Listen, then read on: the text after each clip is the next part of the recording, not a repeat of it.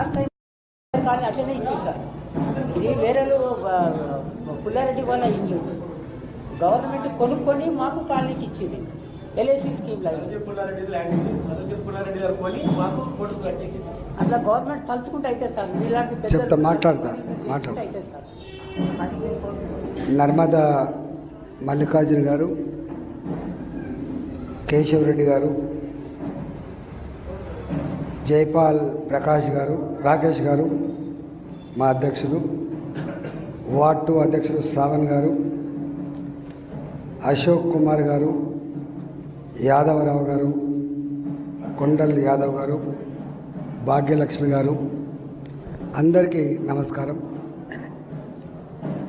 Road centre నుంచి ఇటుపక్క అటుపక్క 100 ఫీట్ల చొప్పున తీసుకుందామని ప్లాన్ వేసింది.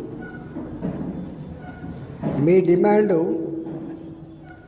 37,500 రూపాయల కార్డు వాల్యూ ఉంది. ఒకవేళ మేము ఇవాళ అమ్ముకుంటే 1,50,000 2 లక్షల రూపాయలు రోడ్డుకు గజానికి పోతుంది.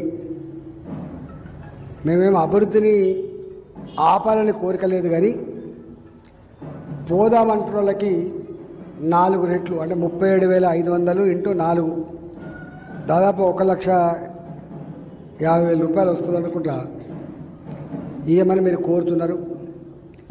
ఒకవేళ ప్రభుత్వం మా ఎంత భూమి అయితే పోతుందో అంత భూమి బయట అక్కడ కొనిచ్చినా కూడా మేము వెళ్ళిపోతాం. స్ట్రక్చర్ వాల్యూ మాత్రం మాకు కట్టేయాలని చెప్పి రెండో డిమాండ్. ఆ కొనిచ్చే ల్యాండ్ కూడా ఎక్కడో దూరం కొనిస్తే కాదు, మంచిగా ఇంత వాల్యూ ఉండే అక్కడ కొనిస్తే మంచిగా మీరు అంటున్నారు. కానీ నా సూచన ఏంటంటే అది వాళ్ళతో అయ్యేది కాదు, అది అంత ఈజీ కాదు. డబ్బులు తీసుకుంటేనే యూనిఫామ్ ఉంటుంది. ఇప్పుడు 4 రేట్లు కనుక వస్తే ఇదే 1,50,000 రూపాయలు కనుక వస్తే, లేదు 1,40,000 రూపాయలు వస్తే మనకు ఎక్కడైనా భూమి కొనుక్కోవడానికి ఆస్కారం ఉంటుంది. మళ్ళీ మీకు ఎక్కడైనా 1,50,000 రూపాయల గజం జాగకు ఎక్కడో 50,000 రూపాయలు 60,000 రూపాయల గజం అయితే మళ్ళీ మీకు కలకలా ఉంటుంది.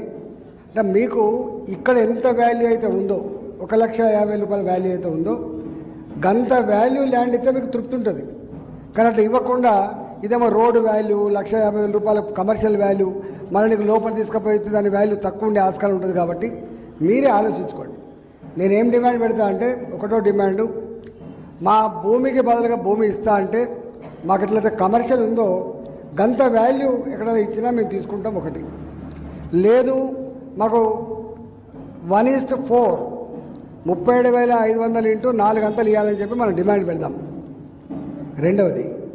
మూడవది స్ట్రక్చర్ వాల్యూ ఎట్లాగా ఎవరి వాల్యూ ఎట్లుంటుందో అట్లా వచ్చే ఆస్కారం ఉంది. కాబట్టి పోవడం అని నిర్ధారణ అయిపోయింది. మీరు మూడవ డిమాండ్ ఏం పెడుతున్నారంటే 75 ఫీట్ తీసుకోవచ్చు కదా, పైనకి వెళ్ళి పోతుంది కాబట్టి 75,000 ఫీట్ తీసుకోవచ్చు కదా. నేనే స్వయంగా లెటర్ రాసిన, తిరుమలగిరి రోడ్డుకు నేను రాసిన. పైనకి వెళ్ళి పోతున్నప్పుడు అసలు ట్రాఫిక్ అంతా కూడా సిగ్నల్ దగ్గరనే జామ్ అవుతా ఉంటుంది. సిగ్నల్ ఫ్రీ అయిపోయిందంటే అసలు ట్రాఫిక్ ఎక్కడ ఆగే ఆస్కారం లేదు. కాబట్టి మీరు 120 ఫీట్లు పైనకెళ్ళి లేపుతా అంటున్నప్పుడు పిల్లలు లేపి కొంచెం ఎత్తు కనుక లేపితే కిందకెళ్ళి కూడా మళ్ళీ ట్రాఫిక్ పోయేటువంటి ఆస్కారం ఉంటుంది.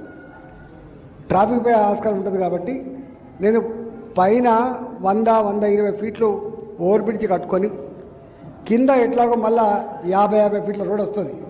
ఆ 25 ఫీట్లు పోయిన తర్వాత ఆ 25 ఫీట్లు అటు ఇటు డ్రైనేజో ఫుట్పాత్లో పోయిన తర్వాత ఇంకా మిగిలే ఆస్కారం ఉంటుంది. కాబట్టి నేను కూడా ప్రతిపాదన పెడతా. కానీ వాళ్ళు ఒప్పుకుంటారా? వాళ్ళు ఏమంటారు అంటే ఇక మళ్ళీ ఏముంటుంది సార్, ఎప్పుడైనా సిటీ డెవలప్ కావాల్సిందే, ట్రాఫిక్ జాములు పోవాల్సిందే, మళ్ళీ ఇప్పుడు తీసుకొని మళ్ళీ ఎప్పుడైనా అవసరానికి మళ్ళీ 10 ఏళ్ళకో మళ్ళీ 20 ఏళ్ళకో మళ్ళీ తీసుకుంటే మళ్ళీ కట్టుకునే ఇల్లు పోయేటువంటి ఆస్కారం ఉంటుంది. కాబట్టి ఈ డబ్బు పెయిన్ అవుతుంది, తెలుసు మాకు.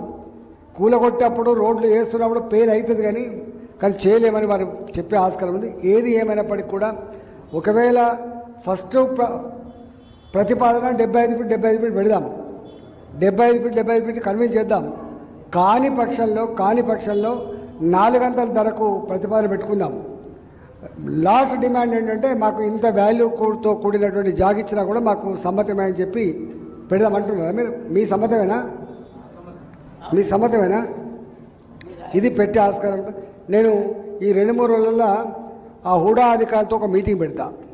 ఆ మీటింగ్ మీరు ఎవరైనా 2-3 వస్తే మీతో పాటుగా నేను కూర్చొని ఈ మొత్తం అక్కడి నుంచి ఇక్కడ దాకా, ఇప్పుడు ఇది శ్మశాన వాటిక, ముస్లిం శ్మశాన వాటిక నుంచి ఇక్కడ దాకా కదా, అటుపక్క ఇటుపక్క ఎంతమంది అయితే ఉన్నారో అంతమంది పేర్లు పోయేటువంటి జాగా, అంతమంది పేర్లు పోయే జాగా వాళ్ళ స్ట్రక్చర్స్ కనుక మీరు తీసుకొచ్చి ఇస్తే, అటువైపు ఇద్దరు ఇటువైపు ఇద్దరు పెద్ద మనిషి కనుక వస్తే నేను 3-4 రోజుల మీటింగ్ పెట్టి ఏదో ఒకటి తెలుసుకుందాం. ఈ సమస్య